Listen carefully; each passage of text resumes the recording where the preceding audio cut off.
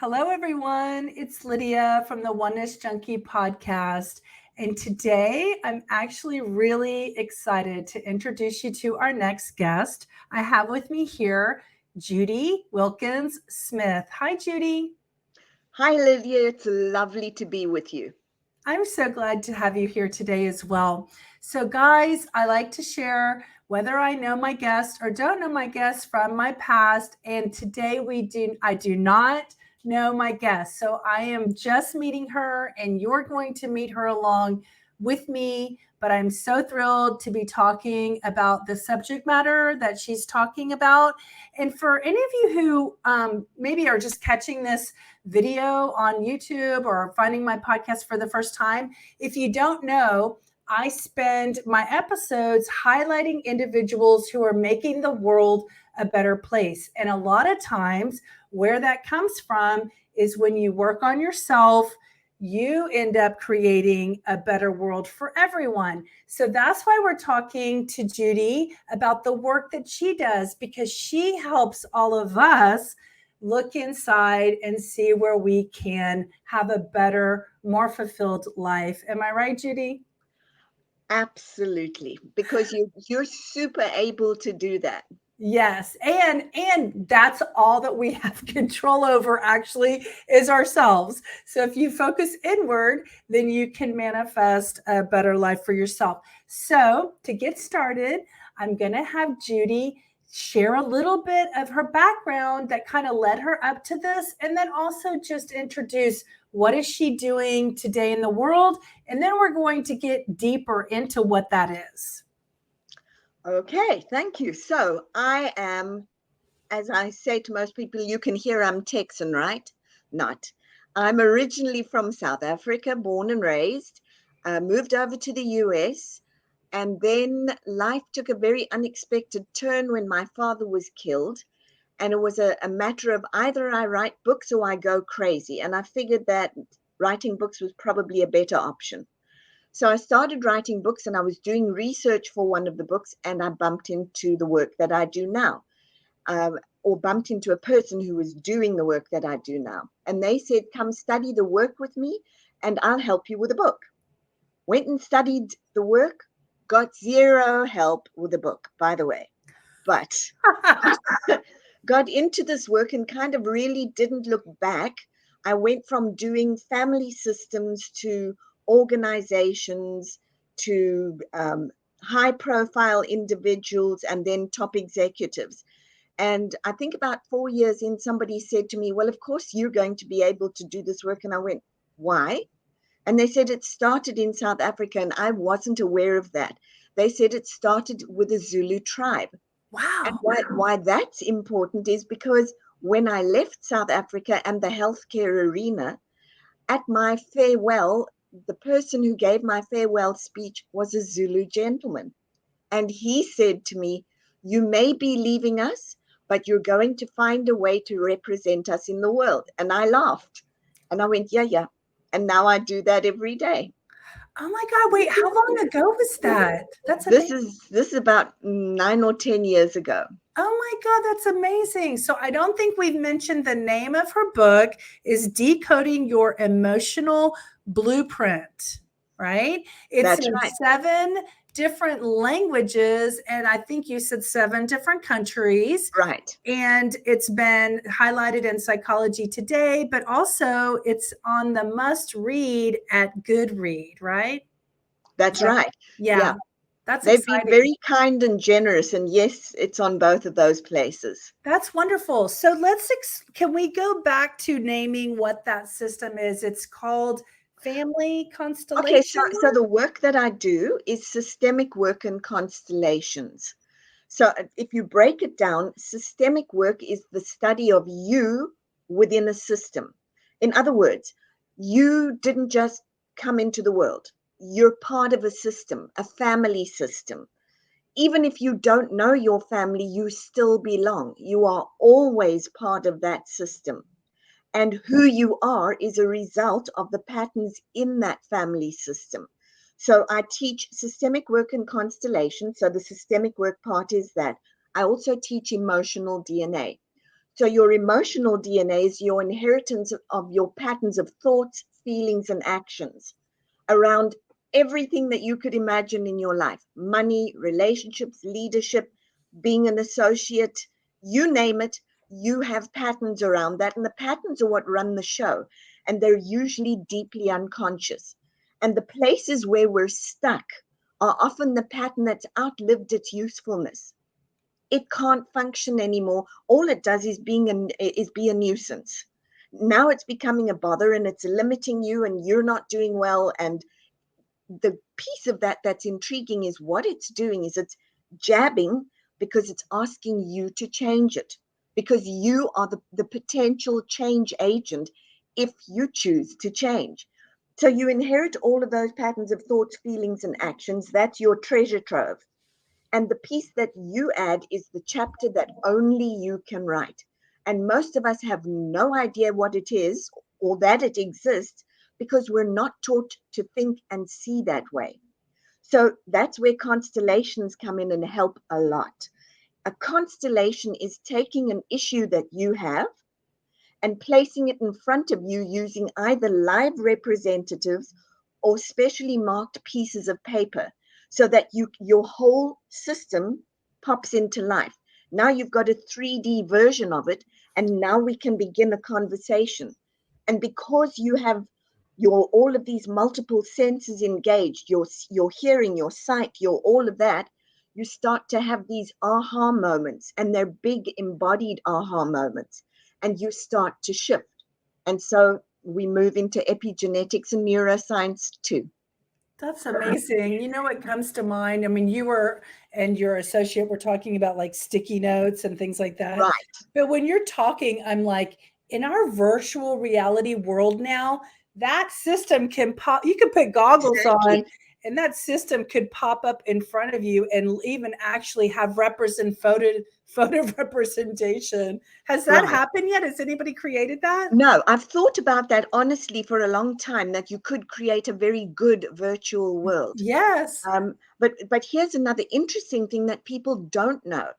If you've watched American Idol or America's Got Talent or any of those, you know those moments when you watch somebody get it and you get goosebumps, and they're sort of riding the wave, and it's like, oh my goodness, this person is incredible.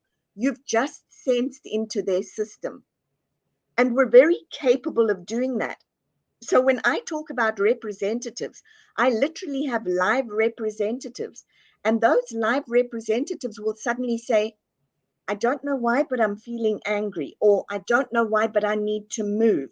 And so I'll say to them, move. What is it that you need to say? And the words and the movement are very accurate. Clients will say to me, how is that possible?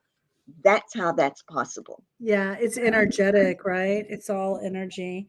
So, okay, couple of things I just want to interject because I want to get into the work, right? Sure. Did you say everything that you wanted to say about just the beginning introduction to what we're going to be talking about? Did Oh, you? I think so. I think that's plenty. You and I could be here for hours, but I think that's good. Okay, good.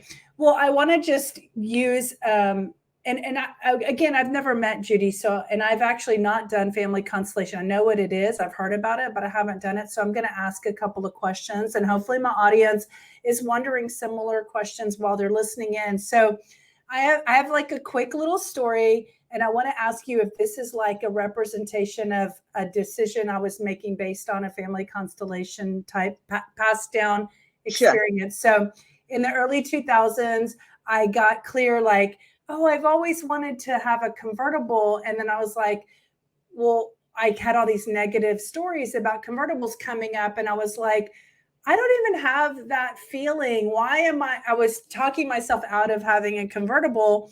And the things I was saying to myself are the kinds of things that my father would say, like, they're impractical, they're unsafe, you can get carjacked, this, da, da, da.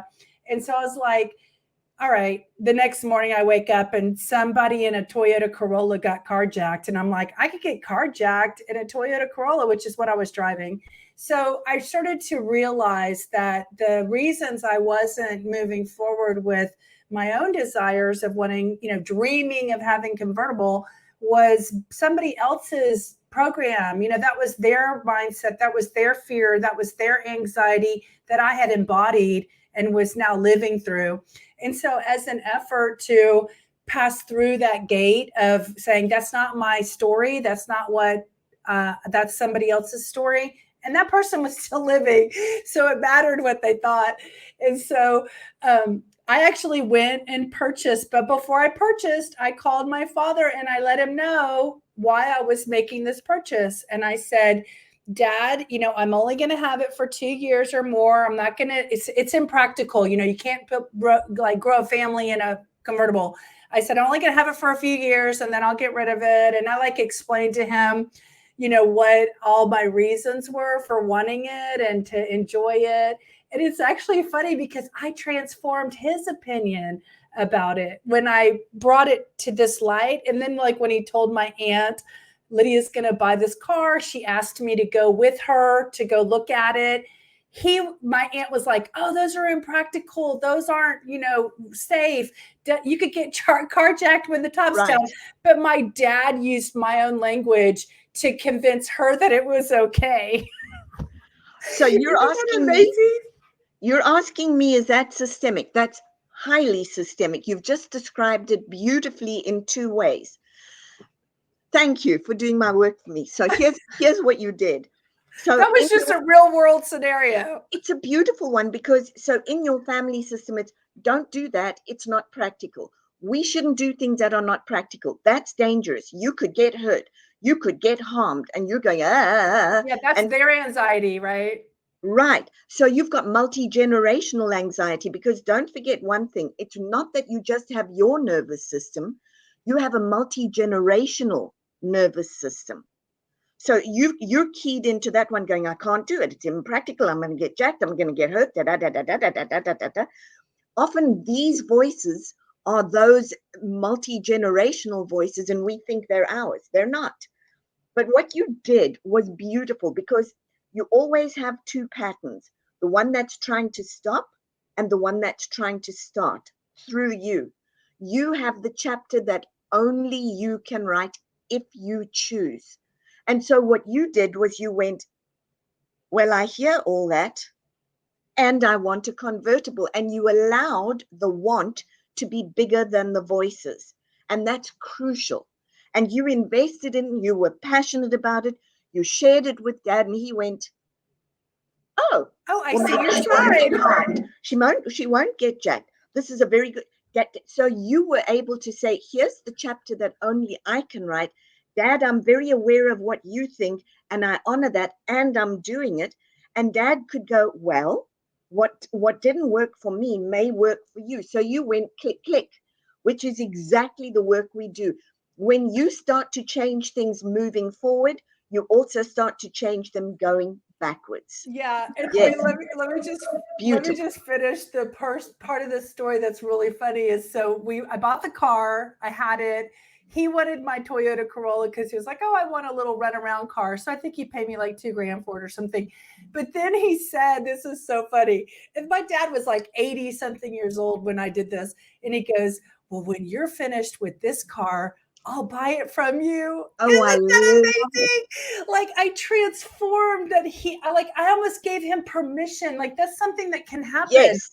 It's like my new light of way of looking at this allowed him freedom. He found freedom vicariously through my decision. And then he wanted it too. You broke the limiting cycle, which gave him permission to go, okay. So you 1-2 backwards and you broke it going forward. Yes. Which is beautiful. Yes. And I would just want to encourage people, like find something in your life where this may not be a car. Maybe it's a relationship you want, or maybe it's a job you want. And someone's telling you, don't be the florist. Don't be the gardener. That doesn't make any money. Figure out what it is that you're stopping yourself from, and then recognize you could be the light that changes their pain from their frustration and their anxiety. And you can bring change to the generation still alive, that can be helped. And the ones to come, because what you're doing, what you did there was the old emotional DNA was still in play. You went stop and you started new emotional DNA. Yeah. And that then winds forward, because now you can have a whole bunch. You go, what do you mean I can't have a convertible? She had a convertible. I'm getting a convertible. Absolutely. Right. That's so true that we say that. She did it. Why can't I do it? How come I can't marry the boyfriend that I love that's not that great? And she did it. Exactly. So you did a beautiful textbook emotional DNA click switch. That's fun. And it was a car, so it's not as serious when you're talking about marriage or whatever, but still it's the same thing, right? It's the same thing. You gave your brain permission to think differently and not get stuck in the small box. Yeah. So you work with like corporations and executives and people that like their lives are affected, and their decisions in their corporations and their CEO decisions are affected by their background. I actually know some people that that's the case for, and it blocks them. So I understand, you've worked with Disney, the Disney Corporation, and lots of big companies. Chevron, I think I saw you work for Chevron, Chevron. JP Morgan, Mars. Mars is a big one. Yeah. My Kraft aunt had that same aunt that we're talking about. She had like a 40, almost a 40-year, I think, maybe not that long, with Chevron, like from the Wow. 50s. She was there wearing gloves to work every morning. I mean, can you imagine putting on her little hat and Oh, her I love it. Yes, that was when gabardine? they dressed beautifully. Yes, her little gabardine outfit to go to her interview. She talked about that. So anyway, okay. So what do you want to can we get into some real life stories? Like I've seen that you've talked about, problems. Like I wanted to talk about your obesity, addictions, anxiety, lack of motivation, low self-esteem. You call these gold mines. Why do you call like obesity, for instance? Let's talk about that, because I have another channel I might have you back on to help with the wellness conversation. Okay. So let's talk about obesity. Obesity has many different flavors. Why I say it's a gold mine is because when you get something that you're so stuck with, or that grabs you, or that's so limiting, it's telling you time to change. I'm telling you it's time to change, and it's actually waiting for you to wake up, and it's giving you clues. Now obesity has a ton of systemic components to it. There are many, but some of them are things like, um, if children have been lost, or parents have been lost, or family members have been lost, I expand my body to include the missing ones. So that's one. I've One heard of the that. Yeah, one of the other big ones is, with obesity, we often confuse our two foods. We have emotional food and physical food. You should be able to eat an infinite supply of emotional food and a finite supply of physical food. But when we don't get the emotional food, our brain flips it, and now we start to eat too much of the physical food. So it's That's what I cannot take amazing. into my soul, I take in through my mouth. That is so amazing. I love that you're saying that. And I hope you have an answer for that. Like, how do you switch it? Because I that would Well, be it the key, depends. right? And it's unique to each person. It's never one size fits all, because every one of us has special click points. What set me off here? What made me think this? So I listen very carefully to hear what you're bringing me. Here are questions I would ask around obesity. When did it start for you? What was happening in your life at the time? What do you make it mean about you? What did you make it mean about others? Who else in your family may have a similar pattern? Was there a specific event with a specific decision? Because events create reactions that create decisions, and language that create mindsets that we then make the truth, only it's not the truth. It's just your truth. Right. And you That's can so change that. amazing. I love that. And I mean, just I think your counterpart told me that you might be open to like doing a real kind of experience. But just to share, like, yes, I had a loss. My sister died in front of me in 1991.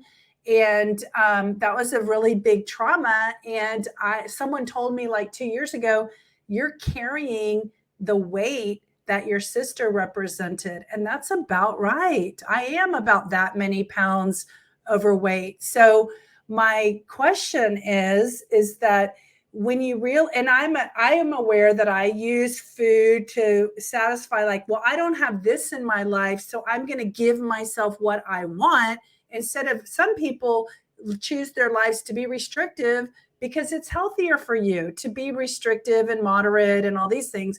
Sometimes I just say, screw it. I just want to eat this or whatever, because I don't have those emotional things in my life. So with that said, how do you get the emotional things in your life to solve that side, to flip your brain back to what you don't have? How do you do that? So if you're looking at what you don't have, what would you say that you don't have? I don't have, like the ideal love of my life or even a love. Okay, let's like say like whether they're the ideal one or not. I don't have like a partner that I share my life with. And of course, some of that's my decision, right? But the right partner for me hasn't shown up. And I'm not blaming that partner. I'm just saying it hasn't happened. That's all. I'm not negative about it. I mean, some of it is that I'm really particular. Like I need a lot of good communication, and I haven't met anyone who's been willing to communicate at the level that I want to communicate for me to be in a partnership with them. So I'm not blaming anyone. I'm just saying I don't have it. Okay. So how do we go from there? So how do we go from there? Who's the person who communicates with you the best, or as growing up, who communicated the best with My you? sister, I would say I have the most connection with my sister that's close to me.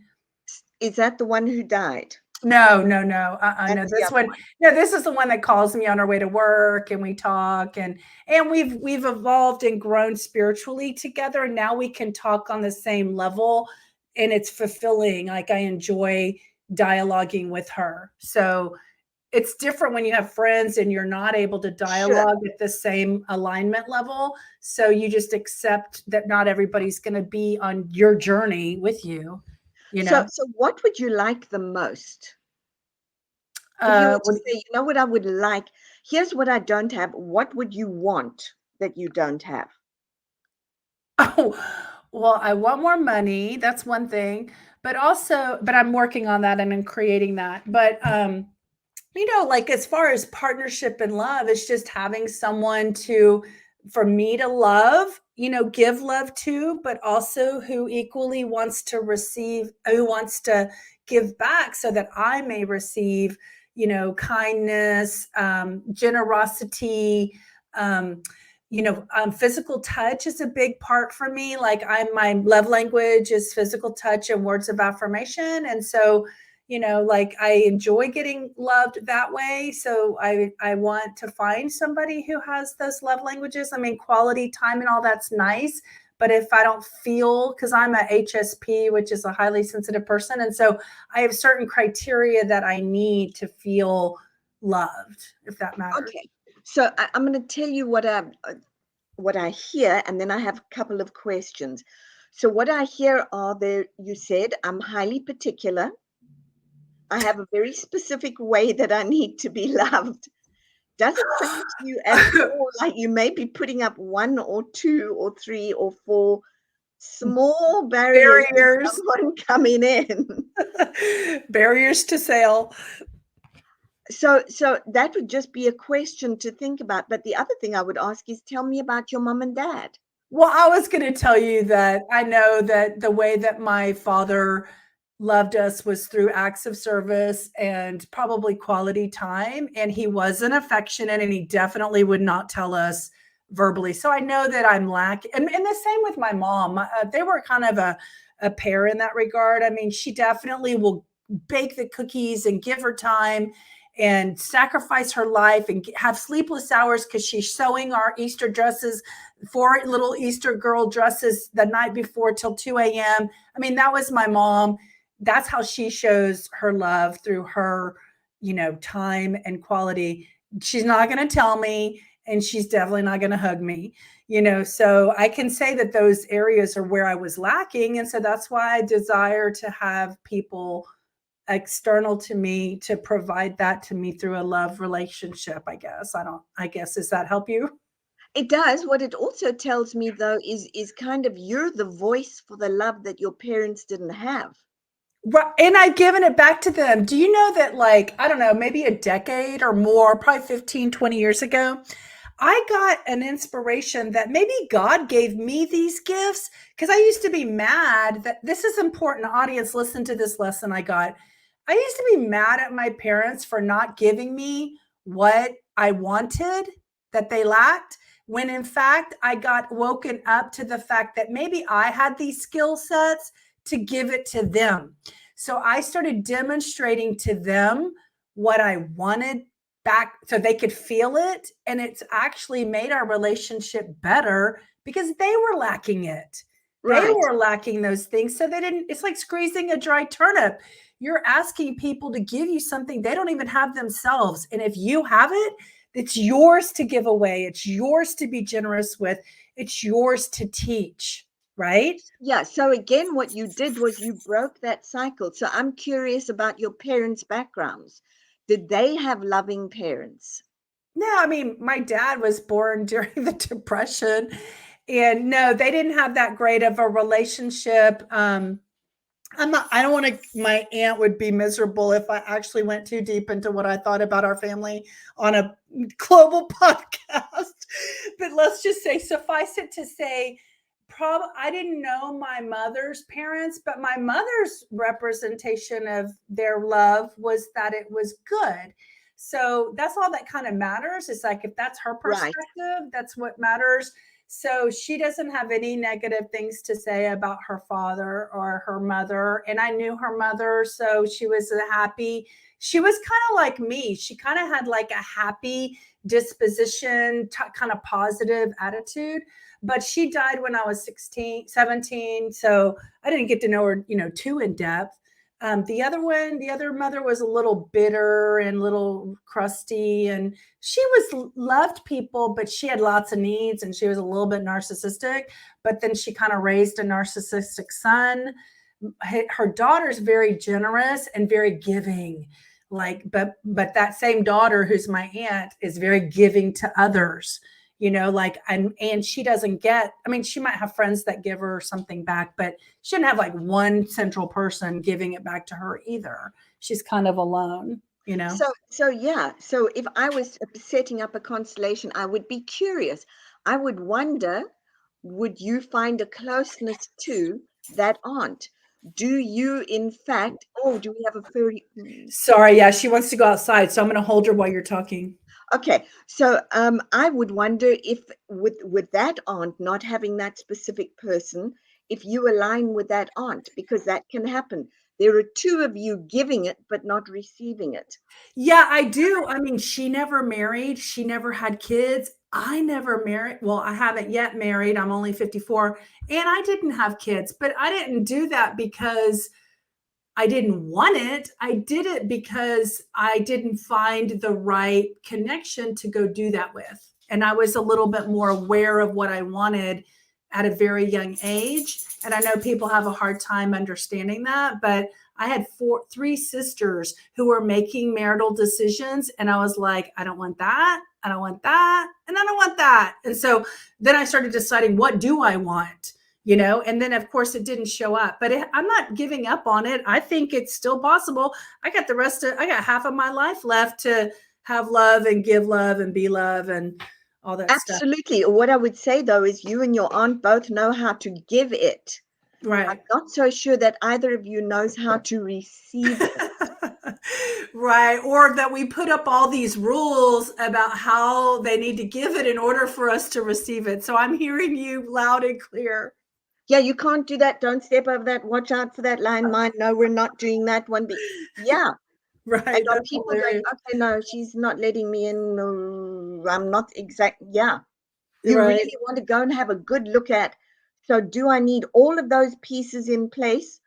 Or yes, there are things that I really, really want and I want to receive, and it's okay for me to see what comes along. But if you put up too many barriers, No, that's great.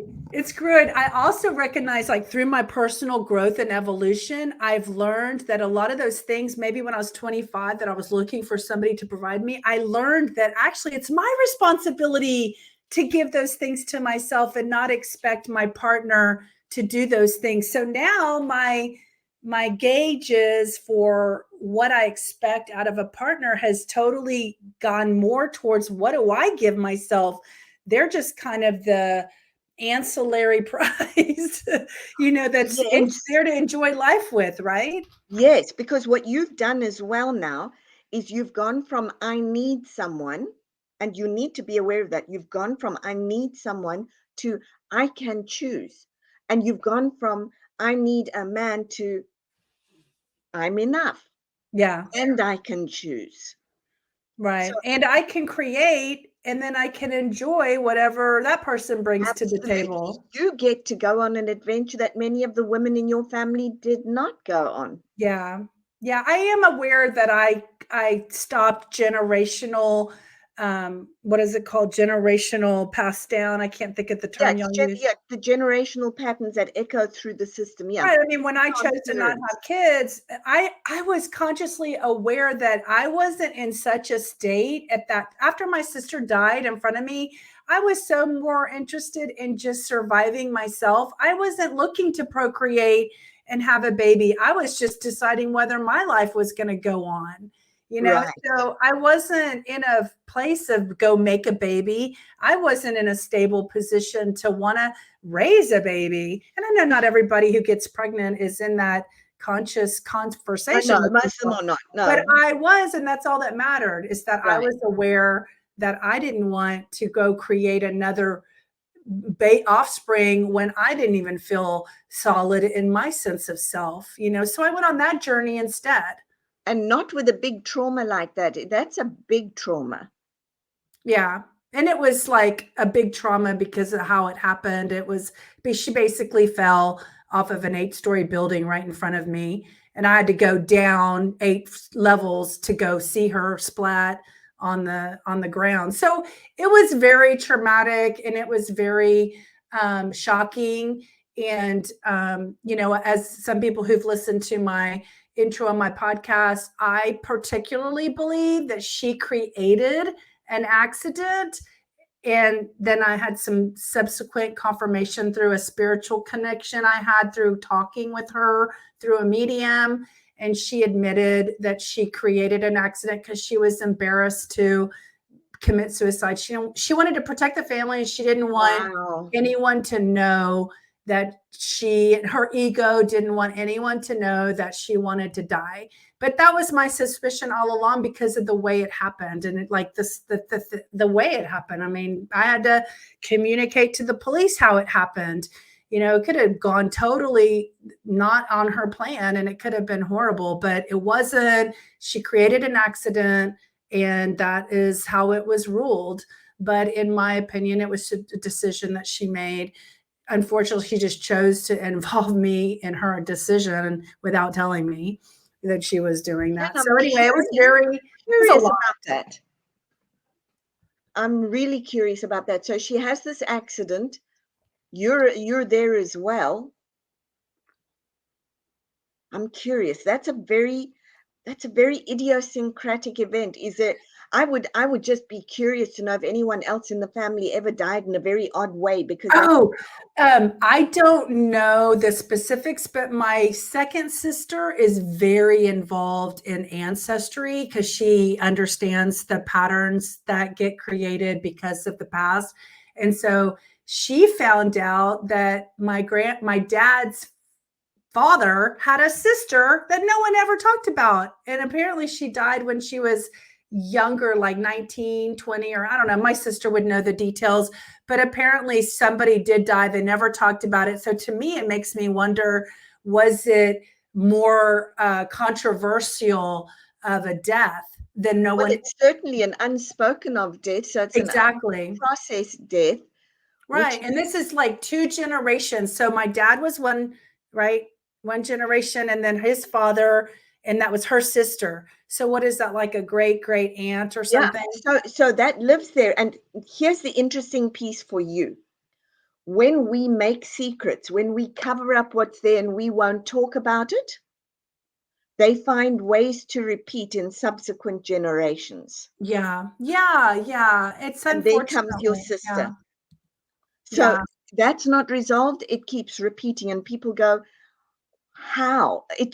The patterns are saying you have not given me a place in the system, and systems don't like that.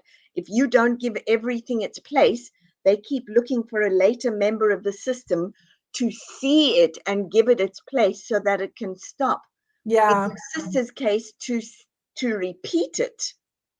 Yeah. Yeah, Yeah, and I'm glad. I mean, actually, like, I have never gone to that level of detail publicly. Like, here I am on this global platform, and I've never gone to the kind of detail that I just described on this on any platform or any media.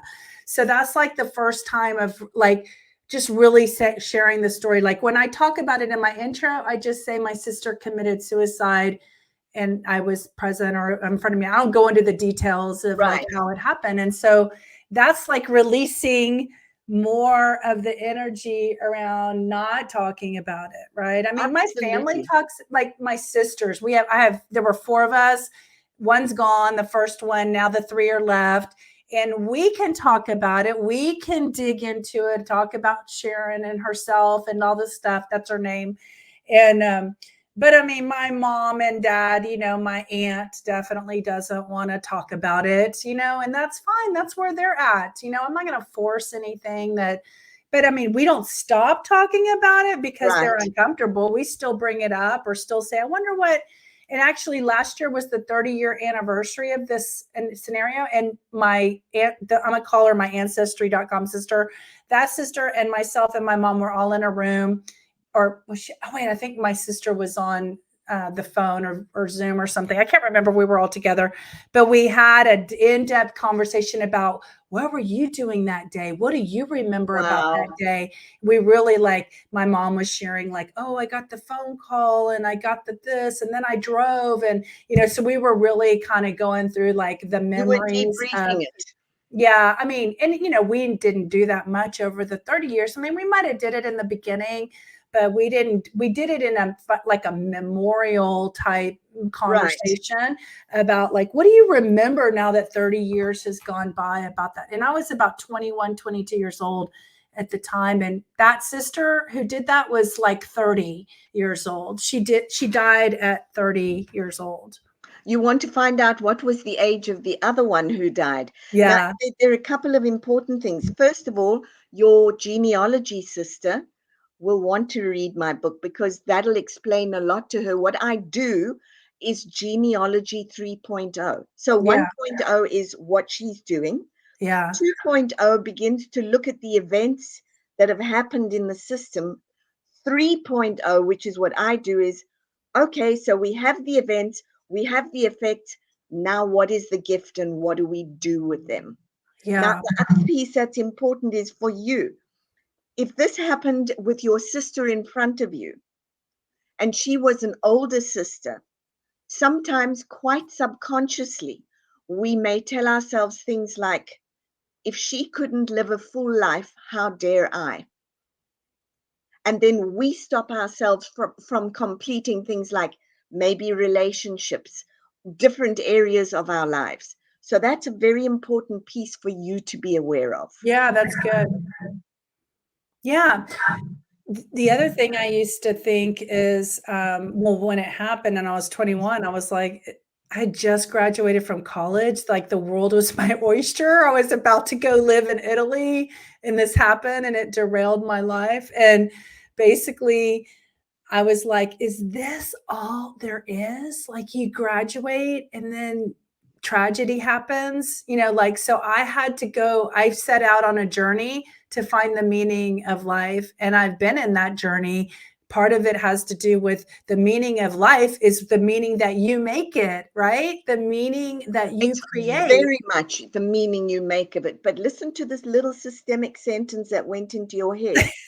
I graduate and tragedy happens. Now it's a question of, whoa, I'm a little bit frightened of this because anything I do well, I'm waiting for the other shoe to drop. Right. This is not good. So you want to be aware of, I always say to people, at the crucial moments in your life, the significant moments in your life, what am I thinking? What am I feeling? What am I actioning? Because it's about to become my new truth. Be very, very aware.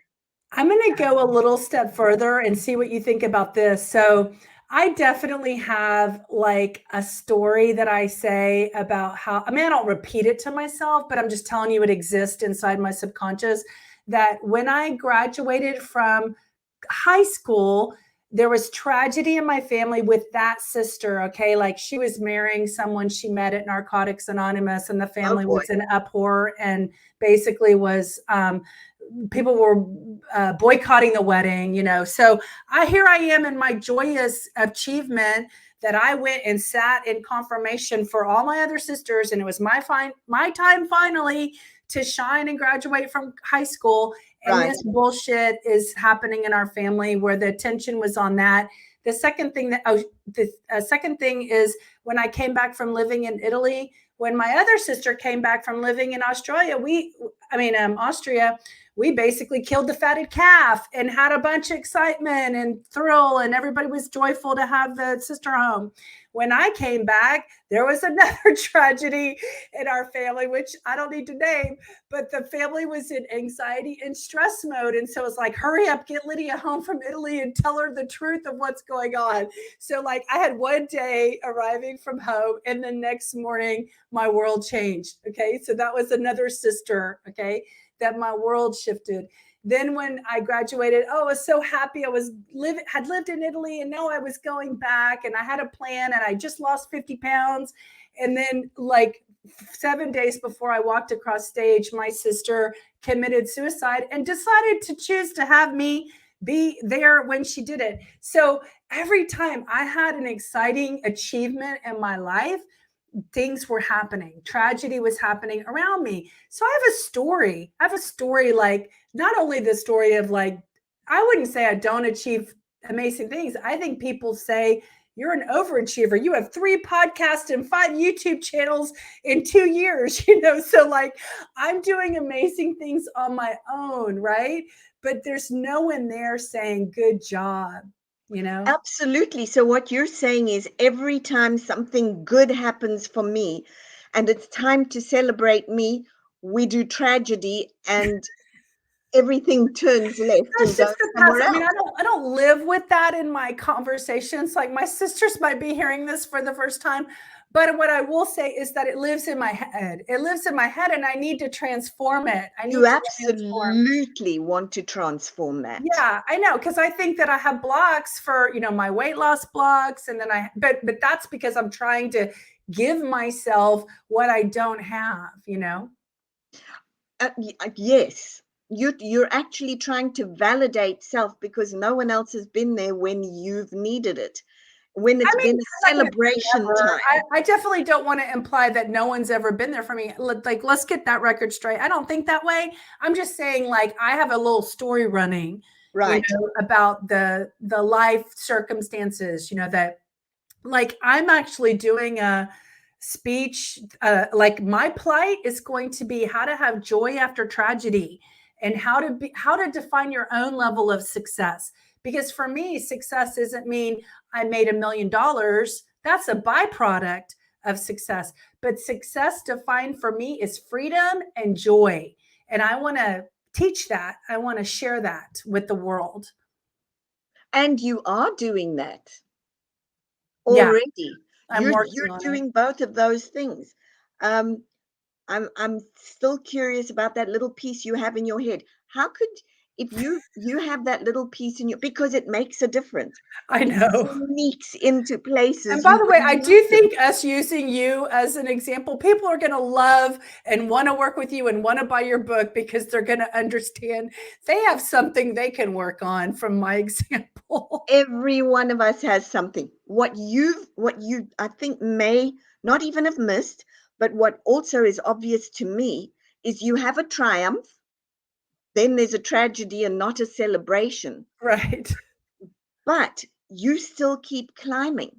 Right. So you're able to build triumph even in the face of tragedy. You're Right. consistently able to build triumph even in the face of tragedy. You do not let that get you down. So, where most people would collapse and say, I give up, and whatever it is, you go, okay, so what you're epitomizing is in every pile of junk, there are gems. You've learned to find the gems, even though the junk wants to hijack it that way. And so one of the other things I would say to you is when you have your next really big thing, even if there's something that starts to go left, make sure that you are celebrating it. Make sure that you don't get hooked into that piece because, yes, it can very much become a reality for us. What you want to say is, the convertible, you've got the ability. Remember the convertible. The convertible means I know how to convert things. A convertible is an amazing symbol. I know how to convert limiting language into possibility thinking. So when it comes, how do I take what looks like this pile of junk that's a tragedy and go, so we're going to do this with it? True transformation, right? And you are capable of it. You showed it literally, listen to the words, with a convertible.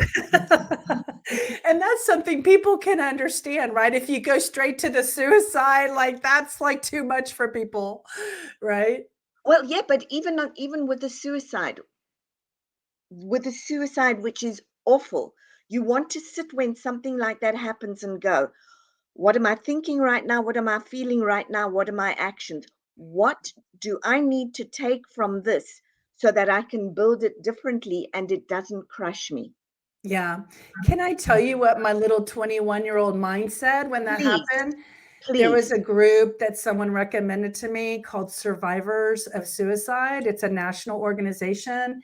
And I went like to one or two things. And what I remember feeling was they were all telling their stories about how it happened somewhere else, and I was like, I can't relate, because it happened in front of me and it was really kind of unique that someone would commit suicide in front of another person. Right. And so I just said, I'm not going to be a survivor. I'm going to thrive. I decided that I was going to thrive. I was not going to let this, first of all, her choice Right. to impose on my life. That was her choice. But I had a choice too, right? My choice was to thrive. And so, of course, I haven't thrived in the, like it wasn't all the time and it didn't happen fast. I've been doing this for 30 years, like I have been working on this, but I'm never going to stop. I am always There it going is. I am There it always is. going to be working on myself and my personal self development and my personal growth. This is my commitment to my life. And from an even higher spiritual conversation, some of us believe, including me, that this is actually why we're all here. And it's just these little bitty tragedies and breaks in our lives that crack us open to get us on our journey. So this is my personal belief, but not everybody can see their tragedies and their horrible things in this way. I hope they can one day. Well, you did. And what you actually told yourself as well is, I don't quit. It doesn't matter if there is tragedy in my life, I will still be okay. That's a huge piece. You actually told yourself, I will be okay. Now, that makes all the difference. It's why you can keep bouncing back. It's why you are resilient. I have somebody, and she won't mind me talking about this. She's actually in the book. Um, she heard that her stepfather, was terminally ill. And she turned to her co-worker and she said, I will not be okay. And for the next 30 years, she was not okay. Even when she was doing, and this woman is incredibly successful. She's now taken up a huge position in a very big company, incredibly successful. But until about, I think it was about 4 years ago, she still carried the I am not okay. And we went for a walk and I said to her, is it time to give that back? And is it time to tell him, you know what? I'm okay. And she said, I'd never ever thought of it. And it started to change things for her. I will be okay. That is a systemic sentence. And that in the moment is what keeps you going when it would flatten the hooey out of everybody else. You go, no, no, I understand this. In my DNA, it's I will be okay. I know. And my genealogy sister is figuring out why we have that kind of stamina. Like all three of my sisters are really strong people, even though our parents are less strong personalities. All three of us are, like, so that DNA got passed through my mom. Although I will say my mom is strong in different ways. Like when we have a Hurricane Harvey, you know what that is, right? How Oh, yeah, yeah. devastating that was for our city. My mom's like, I grew up in pioneer days. I can sit here in the 100-degree heat without air condition. And I'm like, I'm going to my aunt's house where there's air conditioned to sleep. Like I don't have it like at that level. I have it in other ways. So we all have our gifts, right? That we I love bring. that. You've all got that grit. Yeah, but we all have our gifts, right? Like you're not always going to have the same gifts. No, Every family member has different qualities and different traits. And frankly, I don't try to compare myself to other people. I am my own person standing on my own. And when you get that about yourself, you are more sustainable and resilient, right? absolutely. You are yourself on your own within your family system. And your Oh, family right. system is literally there as a gift and a series of clues for you to figure out a very best life. Yes. Let me just ask you, because there's we went on a spin. I took you on a journey that you probably weren't expecting, but I I really never know think what to expect. well, exactly. And you didn't prepare. That means you go with the flow, because whatever divine energy wants to be shared gets shared. So let me just ask you, because I know you're busy and you have things to do, but I want to ask you, what are some of the things you want us to know that I didn't ask you about? Like, is there something in particular that you want to tell us about so that we should be thinking about it? And maybe if you want, we'll have you back on. What do you want to tell us? Like, is there anything we didn't get to cover that you need to let the audience know about? I don't think so. I think you did really beautifully with me, and thank you for that. I love that you were willing to go on a journey with me and we could explore. I think the most important thing, there are two.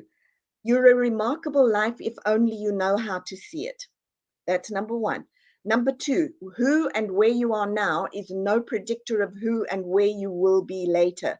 Awesome. And you want to always find those gems. They are never, ever not there. They're always there. You just have to be willing to look. That's beautiful. And what a wonderful guide that you are with all your years of working with people. How do people work with you? Like, do you actually do individual cases still, or do you only I work with do. No, corporations? no, I do some individual cases, but one of the best ways to work with me is at a live event. Because Okay. at a live event, people then get to see this work in action and they get to experience it for themselves and they get to experience their own transformation. And I do those in Dallas, but I also have a really interesting one. I'm teaching Money DNA November 5th through 8th at Disney World. Oh, fun. Like for Oh, the yeah. employees or who? No, no, this is for the public. It's at the Beach and Yacht Club and it's open to the public. And then what we do is we do a deep dive into your money DNA. Where does it come from? How does it show up? How do you change it? What do you want it to be?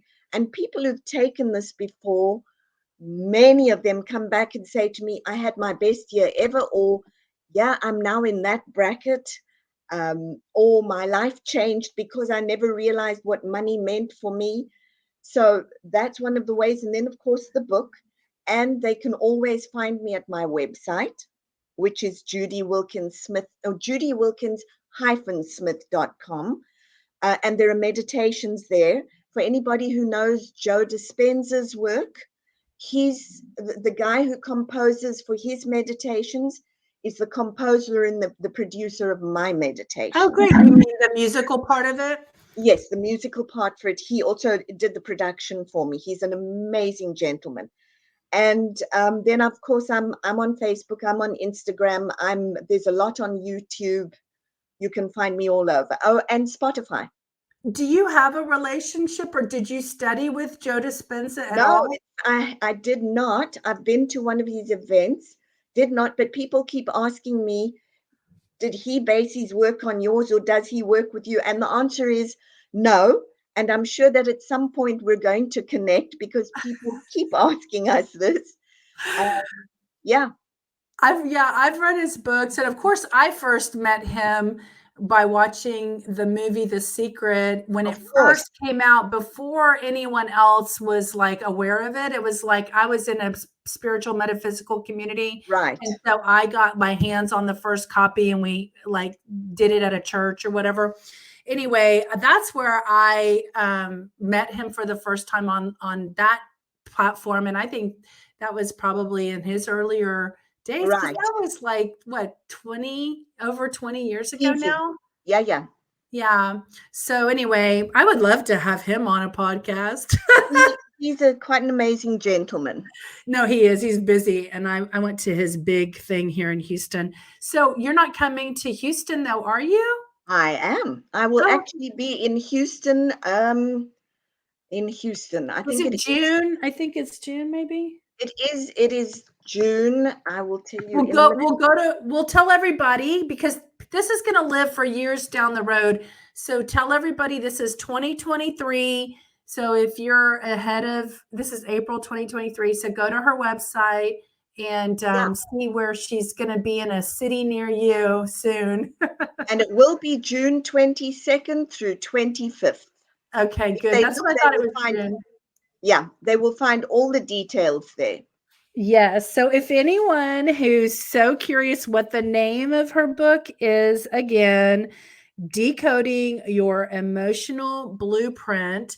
And I want to shout out to Poland, because there's some Polish people who found my podcast. So is it in Poland yet? You said it was in 7 languages. It's in Croatia, and there's another one, but it's not. It's in Croatia, the Netherlands. It's number 2 in the Netherlands at the moment. It's in Germany, Taiwan, Spain. Spanish. Yeah. I'm trying to think of, who is it? There is a little one that's sort of it's not Croatia, but it's in and around. So it's not the Ukraine or anything like that. no, but I'm guessing at some point Poland will also go, here we are. Well, maybe we'll get a shout out to Poland. So the book's written in Poland soon. There we go. Awesome. Okay. Well, is there anything else you want to say before we say goodbye? Yes. Thank you so much for having me. This has been a great conversation.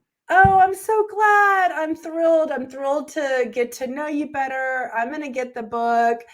Maybe I can put a link below so people can have quick access to the book. Is it selling on Amazon by chance? Yeah, it is. Okay, Amazon, good. Barnes and Nobles, you name it. Okay, good. Well, I will put a link to your book there, and people can find you for years down the road. And if you ever need anything, or if you need us to talk about something else that you're up to or doing, feel free to reach out to me, and we'll have another conversation. Sounds online. wonderful.